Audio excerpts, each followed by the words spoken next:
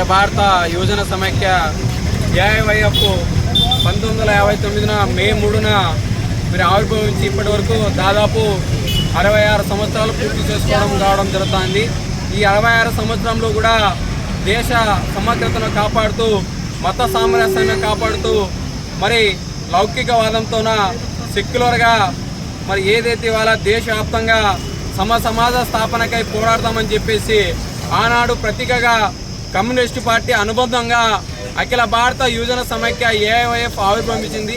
ఆనాటి నుంచి నేటి వరకు మరి వాళ్ళ ప్రజల సమస్యల పైన అయితేనేమి, నిరుద్యోగుల సమస్యల పైన అయితేనేమి, విద్యార్థుల సమస్యల పైన అయితేనేమి, ఇవాళ చిన్నపిల్లల నుంచి వాళ్ళ పెద్ద స్థాయి వరకు రాష్ట్ర వ్యాప్తంగా కేంద్ర వ్యాప్తంగా ఏదైతే వాళ్ళ ప్రజా వ్యతిరేక విధానాలు అయితేనేమి, అదేవిధంగా నిరుద్యోగుల సమస్యల్ని పట్టించుకొని రాష్ట్ర ప్రభుత్వాలకి మరి శపథం పలుకుతూ పోరాటాలకి నాంది పలుకుతూ కేంద్ర రాష్ట్ర వ్యాప్తంగా కూడా ఏదైతే ఇవాళ కోట్లలో ఇవాళ ఉద్యోగాల ఖాళీలు ఉన్నాయో వాటిని పూర్తిగా భర్తీ చేయాలని చెప్పేసి మరి ఇవాళ కేంద్ర రాష్ట్ర ప్రభుత్వాలు డిమాండ్ చేస్తూ మరి దేశవ్యాప్తంగా ఉద్యమాలకు కూడా పిలుపునివ్వడం జరుగుతుంది.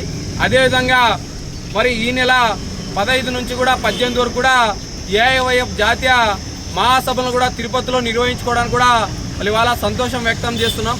దీనికి ఇవాళ అందరూ కూడా ముక్తకంఠంతో యువతి యువకులు అందరూ కూడా నిరుద్యోగులు ఎవరైతే ఉన్నారో వాళ్ళందరూ పాల్గొని జయప్రదం చేయవలసిందిగా ఈరోజు జెండా ఆవిష్కరణ సందర్భంగా వాళ్ళ తెలియజేస్తున్నాం.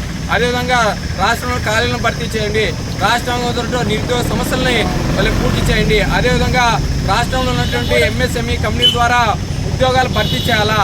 ఉద్యోగాలు భర్తీ చేయడంతో కాకుండా ఎవరైతే ఆ భూములు ఇస్తారో ప్రజలు కూడా నష్టపోకుండా రాష్ట్ర ప్రభుత్వం చూసుకునే బాధ్యత ఉంది అని చెప్పే సందర్భంగా తెలియజేస్తున్నాం.